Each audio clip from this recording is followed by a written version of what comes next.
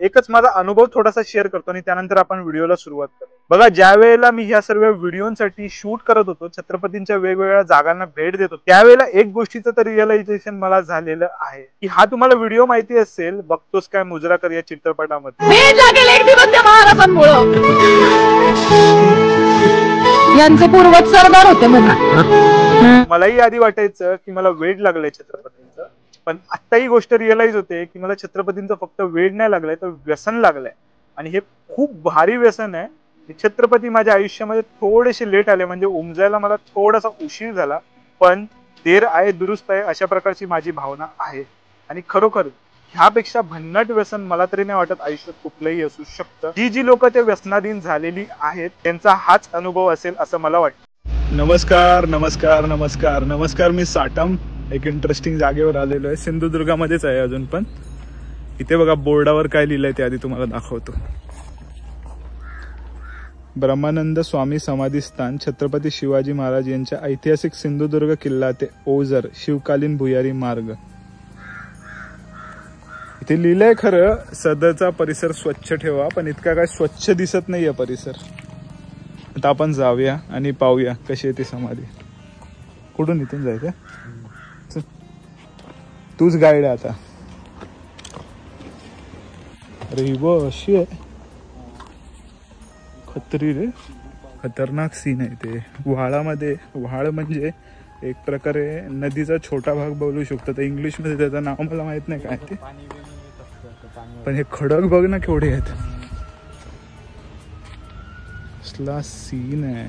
तर नमस्कार, मी साटम। आपण आता जिथे चाललोय ती जागा ओझर म्हणजे दस्तूर खुद्द मालवण छत्रपती शिवाजी महाराजांच्या लाडक्या सिंधुदुर्गामध्ये वसलेली आहे, आणि हे आहे छत्रपती शिवाजी महाराजांचं एक गुपित जे सिंधुदुर्ग किल्ल्याशी निगडीत आहे। तळ्यात आंघोळ करास, कपडे धुण्यास मनाई आहे, इथे तळ्यामध्ये हातपाय धुवू नये, सूचना अशा लिहून ठेवणं हेच खरं दुर्भाग्य आहे। तर एक्झॅक्ट लोकेशन सांगायचं झालं तर मालवण शहरापासून 6 किलोमीटर अंतरावर एक ओझर टिटा आहे, आणि त्या टिट्यावरून हाकेच्या अंतरावर या ओझर मधील गुफा आहेत। बघा, आता यांना गुफा म्हणायचं की मोठ्या मोठ्या दगडांमधली छिद्र असा तुमचा प्रश्न असू शकतो, कारण हे इग्निसियस रॉक नाही, म्हणजे पाषाणी खडक नाहीत, पण हा जांबा दगड आहे जो प्रामुख्याने तुम्हाला सिंधुदुर्ग आणि कोकणातील इतर भागांमध्ये मिळतो। आणि ह्याच जांबा दगडाच्या मोठमोठ्या शिळा आहेत ज्यांमध्ये ह्या गुफांची निर्मिती झालेली आहे, किंवा मग छिद्रांची सुद्धा तुम्ही म्हणू शकता, कारण काही ज्या गुफा आहेत ना त्या छोट्या छोट्या छिद्रांनी एवढ्याच मर्यादित आहेत, तर काही खूप जास्त मोठ्या आहेत ज्यांच्यामध्ये अनेक रहस्य दडलेली आहेत। त्यापैकीच एक गुफा आहे, त्यामध्ये काही काळापूर्वी परमपूज्य ब्रह्मानंद स्वामी यांचं वास्तव्य होतं। अनेक वर्ष त्यांनी इथे तपश्चर्या केली आणि त्यानंतर ते समाधी अवस्थेत गेले। त्यांची समाधी सुद्धा तुम्ही इथे पाहू शकता। त्याचबरोबर साक्षात इथे महादेवांचं वास्तव्य आहे आणि इतर देव सुद्धा आहेत। त्याचबरोबर इथेच छत्रपती शिवाजी महाराजांचं रहस्य दडलेलं आहे, आणि असं म्हणतात त्याच रहस्याच्या माध्यमातून कधी काळी परमपूज्य ब्रह्मानंद स्वामी सुद्धा प्रवास करून सिंधुदुर्गावर जायचे। तर बघा, सर्वप्रथम इथे आल्यावर काय करायचं, ह्या ओझरच्या गुफांकडे जात असताना परमपूज्य ब्रह्मानंद स्वामी यांची समाधी आहे त्याचं दर्शन घ्यायचं, मनोमन त्यांच्याकडनं परवानगी घ्यायची, कारण आजही त्यांच्या अस्तित्वाचा भास तुम्हाला तिथे नक्कीच होईल। आणि त्यानंतर त्या छत्रपती शिवाजी महाराजांच्या गुपिताकडे वळायचं। तर हे एक्झॅक्ट कुठे आहे तर तिथे तुम्ही कन्फ्यूज होऊ शकता, पण तिथे काही ठिकाणी फलक सुद्धा लावलेले आहेत। आणि हो, आधी सांगितल्याप्रमाणे एक विनंती आहे की परमपूज्य ब्रह्मानंद स्वामी यांची तुम्ही खरोखर मनोमन परवानगी घ्या। का माहितीये का, एकंदरीत छत्रपतींनंतर हे त्यांचं गुपित आहे ना ते राखलं साक्षात परमपूज्य ब्रह्मानंद स्वामीजी। त्याचमुळे छत्रपतींच्या पश्चात ह्या सर्व गोष्टींचे वारसदार म्हणजे परमपूज्य, म्हणूनच आज्ञा घेतल्याशिवाय पुढे जायला बिलकुल विसरू नका। आता एक्झॅक्ट लोकेशन सांगतो। लोकेशन म्हणजे स्वामीजींची जी समाधी आहे त्याच्या एक्झॅक्ट डाव्या बाजूला ज्या गुफा तुम्हाला दिसतील किंवा जी दगडामधली छिद्र दिसतील त्यातूनच पुढे मार्ग जातो, आणि असं म्हटलं जातं की हा मार्ग पुढे जाऊन सिंधुदुर्गातून बाहेर निघतो। म्हणजे कुठे तर जवळपास इथून 6 किलोमीटर अंतरावर मालवणची जेटी आहे, आणि त्या जेटी पासून जवळपास 1.5 किलोमीटर आतमध्ये प्रवास केल्यानंतर सिंधुदुर्ग किल्ला लागतो। आणि त्या सिंधुदुर्ग किल्ल्यामध्ये एक शिवालय आहे, आणि त्यामध्ये एक विहीर आहे, आणि त्यामधनं हा रस्ता बाहेर पडतो। तर हे असं सिंधुदुर्ग किल्ल्याला जॉईन होणारा भुयार आहे। आता इथे ना आतमध्ये गेलात ना, थोडं आतमध्ये येणार आतमध्ये, मला तुझ्या फोनचा टॉर्च देशील का?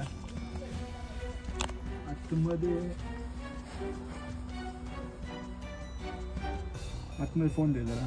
आतमध्ये आलो या गुहारामध्ये. तर या गुहारामध्ये ना 3 रस्ते दिसत आहेत. त्यातील हा पहिला, हा दुसरा आणि इथे एक तिसरा रस्ता आहे. आणि आता इथे मला वाटतं गाळ जमल्यामुळे ना हे पूर्ण हुरवलेलं आहे. आणि मी आता इथे आतमध्ये जास्त जाण्याची रिस्क घेणार नाहीये. पण हे खूप जास्त इंटरेस्टिंग आहे. छत्रपती शिवाजी महाराजांनी बनवलेलं भुयार डायरेक्ट सिंधुदुर्गाला जाऊन भेटतं. मला पाहायचं होतं, त्यासाठी इथे आलो होतो. इथल्या दगडांनी मला खूप जास्त प्रेमात पडलं. म्हणजे इतकी मोठी मोठी दगडं आहेत. पण एकंदरीत हा जो सर्व प्रकार पाहून त्यावेळेला मावळे कशा प्रकारे प्रवास करायचे नाही हे पाहून थोडंसं अचंबित व्हायला होतं. इतकं मात्र खरं. आणि कसं तितक्या समुद्रामध्ये तिकडे आहे, तिथून इथं बनवलं असेल. खूप जास्त मार्वल आहे. बघा, आतमध्ये जाताना बिलकुल भीती वाटत नव्हती. आतमध्ये तर स्वामी महाराजांचा फोटो सुद्धा होता. पण एकंदरीत वरती लटकलेली वटवागळं आणि खालती इकडे तिकडे पडलेली सापांची कातडी थोडंसं मन विचलित करत होतं. त्याचबरोबर थोडंसं घुसमटल्यासारखं सुद्धा वाटत होतं. म्हणून मी जास्त आतमध्ये न जाता बाहेर आलो. तरी बघा, एकंदरीत या गुफांमधनं तुम्ही बाहेर आलात, स्वामीजींचं दर्शन घेतलात, तर उजवीकडे वळलात ना, तर तुम्हाला लक्षात येईल की तिथे 2 ते 3 तळी बांधलेली आहेत. आणि सूचना तर मी मगाशीच वाचून दाखवली की ही तळी हातपाय धुण्यासाठी किंवा कपडे धुण्यासाठी बांधलेली नाहीयेत, तर पाण्याचा साठा म्हणून तयार केलेली आहेत. आणि इथे एक चूल सुद्धा होती. त्यावरून लक्षात आलं की इथे काही कार्यक्रम सुद्धा होत असतील किंवा काही संत महात्म्यांचं वास्तव्य सुद्धा असू शकतं. परत बाहेर निघत असताना छत्रपती शिवाजी महाराजांचं हे गुपित मनात साठवून ठेवलं आणि प्रवेशद्वारावरच्या मारुतीला जय हनुमान केलं. जाता जाता खाली वाकून पाहिलं परत एकदा व्हाळीमध्ये, तर हा कचरा पाहिला आणि खूप जास्त डोकं फिरलं. म्हणजे एकंदरीत पर्यटकांनी काय करून ठेवलंय कोकण हे ह्यावरून तुम्हाला कळेल. कृपया करून पर्यटकांना विनंती आहे, तुम्ही कोकणामध्ये येऊ नका, तरच कोकण कदाचित समृद्ध राहील. बाकी ह्या व्हाळामधल्या मोठमोठ्या ज्या जांभा दगडाच्या शिळा होत्या ना, त्या माझं मन उत्साहाने विचलित करत होत्या. आणि जाता जाता मनामध्ये फक्त एकच विचार होता की सिंधुदुर्गामधनं कधीही अटीतटीची वेळ आली असेल, त्यावेळेला मावळ्यांनी कशा प्रकारे जमिनीच्या खालून ह्या मोठमोठ्या शिळांच्या मधून प्रवास करून थेट सिंधुदुर्ग किल्ल्यावरून ओझरमधनं बाहेर पडले असतील आणि गनिमाला चुकवत स्वराज्य राखलं असतं. तर मध्यंतरी मी एक कादंबरी वाचत होतो, प्रतिपत चंद्र, किंवा त्याचीच एक वेबसिरीज सुद्धा सुरू झाली आहे, सिक्रेट्स ऑफ शिलेदार नावाची. तर हे सर्व गोष्टी पाहत असताना ती गोष्ट कदाचित खरी असू शकते का याबद्दल थोडासा मला डाऊट निर्माण व्हायला लागलाय. ती कादंबरी एकंदरीत ना छत्रपती शिवाजी महाराजांचं सुवर्ण सिंहासन आहे ना, त्याच्या शोधाबद्दलची होती. आणि आता बघा, तो जो छुपा रस्ता आहे ना, त्या रस्त्याच्या वरच मी उभा आहे. पण कोणी विचार करू शकेल का इथे खाली एक गुहार आहे, ते डायरेक्ट सिंधुदुर्ग किल्ल्याला जाऊन भेटतं. खूप विलक्षण होते छत्रपती. खूप विलक्षण आहेत छत्रपती. आता मी आहे ना, सर्जेकोट नावाचा एक किल्ला आहे इथे छत्रपती शिवाजी महाराजांनी बांधलेला. गड नदी तुम्हाला माहिती असेल, गड नदी आणि जिथे समुद्राचं संगम आहे ना, त्या संगमावर सर्जेकोट किल्ला बांधलेला आहे. तो पाहायला चाललोय. पाहू. छत्रपती माझे आहेत हा विचार तुमच्या मनामध्ये ज्या दिवशी येईल ना, त्या दिवशी नक्कीच तुम्हालाही एका विलक्षण क्षणाची अनुभूती होईल. इतकं मात्र खरं आहे. कुठलीही आरती, कुठली भक्ती, कुठली तपस्या यापेक्षाही कैक पट उत्तम आणि कैक पट भारी हा क्षण असेल तुमच्या आयुष्यामध्ये. इतकं मात्र खरं आहे. बाकी जय शिवराय आणि हर हर महादेव.